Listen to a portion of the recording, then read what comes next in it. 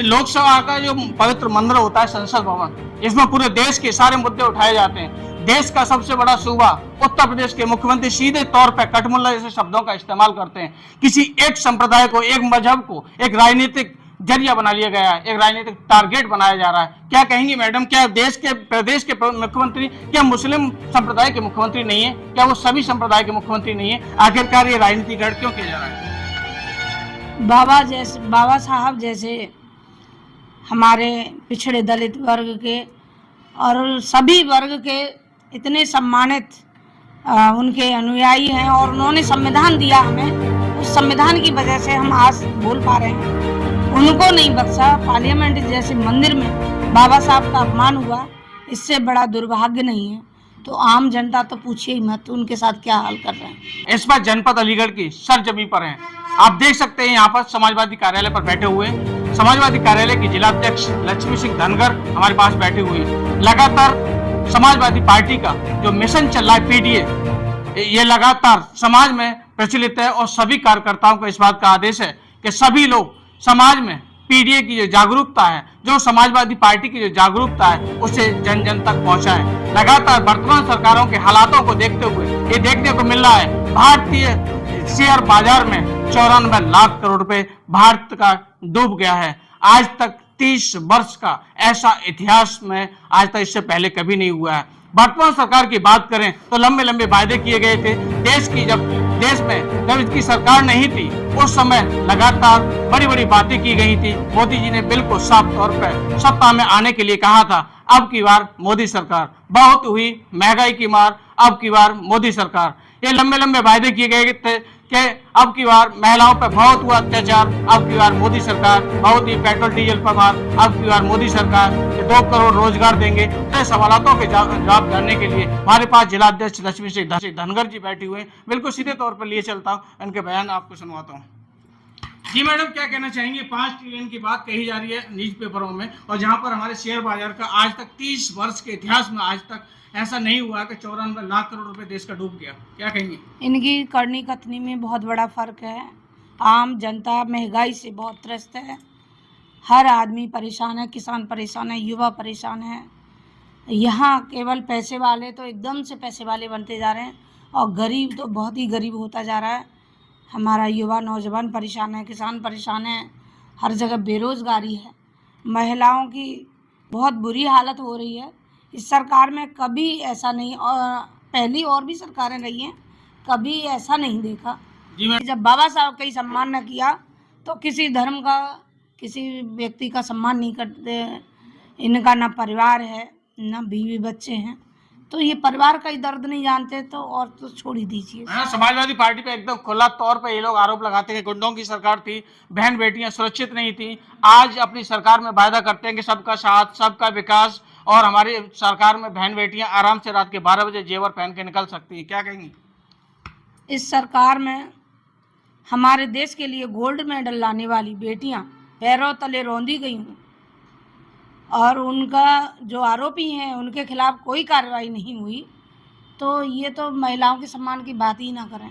और रही समाजवादी पार्टी की बात, समाजवादी पार्टी ने हमेशा से ही महिलाओं का सम्मान किया था। हमारी फूलन देवी जैसी वीरांगना को बेहद से उठाकर पार्लियामेंट तक पहुंचाया, और बहुत सारी महिलाओं को उन्होंने आगे बढ़ने का मौका दिया। मेरे जैसी साधारण परिवार की बेटी को उन्होंने जिला अध्यक्ष मेनवोडी बनाकर बहुत बड़ा सम्मान महिलाओं को दिया। मैडम, ईवीएम पे क्या कहेंगी कि अब तो देश का वर्ल्ड चैंपियन देश अमेरिका के राष्ट्रपति डोनाल्ड ट्रंप भी कह रहे हैं कि ईवीएम में घपला हो सकता है, ईवीएम में गड़बड़ी की जा सकती है, जबकि डेवलपमेंट कंट्री कोई भी ईवीएम से चुनाव नहीं करवा रहा है। उन्होंने भी वकालत की है बैलेट पेपर से चुनाव करने की, तो क्या कहेंगे मैडम? बिल्कुल गड़बड़ी होती है और जनता सब देख रही है, जनता इनको बिल्कुल उखाड़ फेंक देगी। मैडम, विपक्ष एकजुट क्यों नहीं हो जाता? जब इलेक्शन होते हैं तब तो ईवीएम की बात होती है, उसके बाद मुद्दा ये शांत हो जाता है। ये पूरा विपक्ष एकजुट होकर के इस चीज का बहिष्कार क्यों नहीं करता? पूरा विपक्ष एकजुट है, ये राष्ट्र नेतृत्व की बात है, सब एक है। और क्या कहना चाहेंगी कि जो हमारी समाजवादी पार्टी है आपकी, वो किस मिशन की तैयारी कर रही है और क्या उनकी रणनीति है? और पीड़ित, दलित, बेरोजगार महिलाएं, किसानों के हित के लिए हमेशा से ही काम करती रही है और यही उद्देश्य है। मैडम फिर क्या क्या समस्या बनी रहती है कि समाजवादी पार्टी की योजनाएं कार्यकर्ता वहां तक पहुंचा नहीं पाते हैं? क्या एक कमी हो जाती है कि बार बार विफल हो जाते हैं?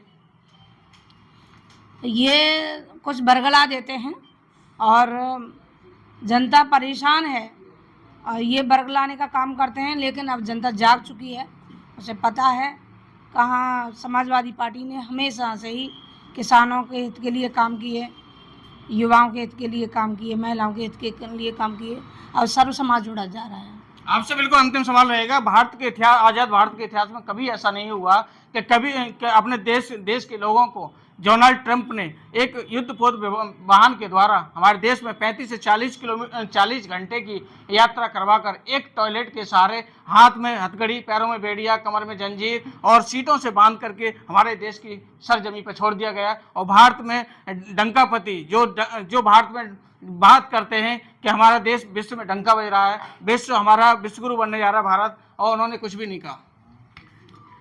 ये इस तरह की भ्रम फैलाते रहते हैं कि विश्वगुरु बनने जा रहा है।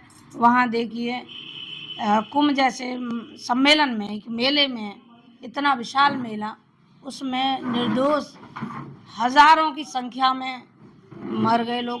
वहाँ पूंजीपति जो पैसा दे दे 10,000 तो फट से स्नान करा के उन्हें वीआईपी रास्ते से निकाल देते हैं, और आम जनता, गरीब लोग पैरों तले रौंद दिए जाते हैं। और ये तो इनका इस तरह के कारनामे हैं और पूरे विश्व में इनकी चीचा लेदर हो रही है, पूरा विश्व चीची कर रहा है। सीधे तौर पर भारतीय जनता पार्टी कहती है कि भारतीय जनता पार्टी केवल मात्र सनातनी है, बाकी सारी पार्टी जो भी विपक्षी पार्टी है सब विरोधी है सनातन धर्म के। ऐसा कुछ नहीं है, सभी अपने अपने धर्म को बड़ी शिद्दत के साथ मानते हैं और दूसरों के धर्म का सम्मान करते हैं। ये समाजवाद है और बाबा साहब के संविधान से ही पूरा देश चल रहा है और संविधान को मानने वाले हैं, धर्म को मानते ही हम। क्या आपको लग रहा है कि बाबा साहब ने जो संविधान बनाया, दलित, पिछड़े, आदिवासी सभी लोगों को न्याय की बात कही, सभी को हक और अधिकार की बात कही, क्या उनके संविधान का पालन हो रहा है? इस सरकार में तो बिल्कुल संविधान के ख़त्म करने के लिए ये लोग लगे हुए हैं। जब बाबा साहब का पार्लियामेंट जैसे मंदिर में अपमान कर रहे हैं तो संविधान का भी अपमान कर रहे हैं।